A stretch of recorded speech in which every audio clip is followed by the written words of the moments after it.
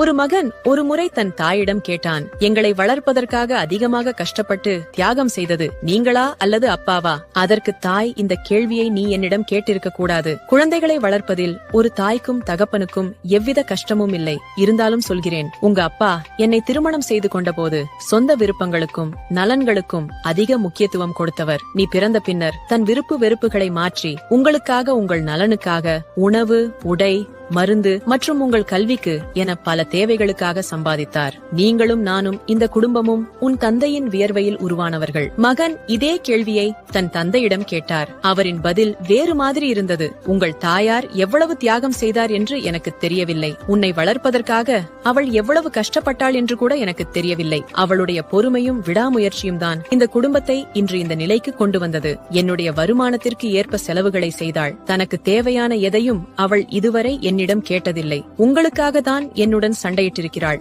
அவளது தியாகத்தை விட நான் ஒன்றும் பெரிதாக செய்யவில்லை என்றார். மகன் தனது சகோதரர்களிடம் சொன்னான், நம்மை விட இந்த உலகில் அதிர்ஷ்டசாலிகள் யாரும் இருக்க முடியாது. தந்தையின் தியாகத்தை புரிந்து கொள்ளும் தாயும், தாயின் தியாகத்தை புரிந்து கொள்ளும் தந்தையும் இருக்கும் ஒவ்வொரு குடும்பமும் சொர்க்கம்தான். பெற்றோர்கள் இருவர் அல்ல, ஒரு கிரீடத்தில் இருக்கும் 2 வைரக்கற்கள். அவர்களை நம்முடனேயே வைத்து அவர்களது ஆயுட்காலம் முழு